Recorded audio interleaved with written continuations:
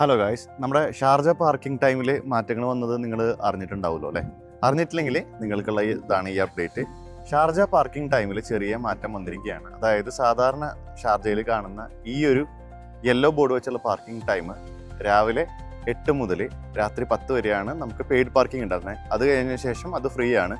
ഈ രാത്രി 10 എന്നുള്ളത് ഇനി തൊട്ട് രാത്രി 12 മണി വരെ പെയ്ഡ് പാർക്കിംഗ് ആയിരിക്കും. അതായത് നമ്മളൊരു കാർ പാർക്ക് ചെയ്യുമ്പോൾ രാത്രി 10 മണി കഴിഞ്ഞ് കഴിഞ്ഞാലും നമ്മളതിന് പാർക്കിംഗ് ഫീ കൊടുക്കേണ്ടതുണ്ട്. 2 മണിക്കൂർ അഡീഷണൽ ആയിട്ട് പാർക്ക് ചെയ്യേണ്ടതുണ്ട്. അത് കഴിഞ്ഞാൽ പിന്നെ രാവിലെ 8 മണി വരെ ഫ്രീ പാർക്കിംഗ് നമുക്ക് കിട്ടുന്നതായിരിക്കും.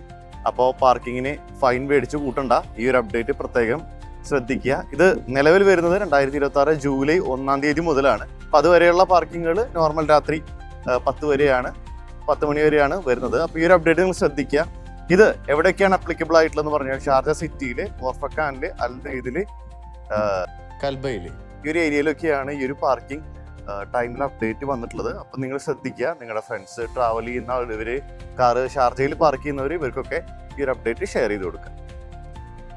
പിന്നെ മറ്റൊരു കാര്യം പറയാനുള്ളത്, പാർക്കിംഗ് നിരക്കിൽ വ്യത്യാസമൊന്നും വന്നിട്ടില്ല. 2 ദിർഹംസ് തന്നെയാണ് പെർ അവർ വരുന്നത്. അത് അതേപോലെ തന്നെ കണ്ടിന്യൂ ചെയ്യും. ദുബായിലും മറ്റ് പല എമിറേറ്റ്സുകളിലും ചെറിയ പാർക്കിംഗ് ഫീസിൽ വ്യത്യാസം വന്നിട്ടുണ്ട്.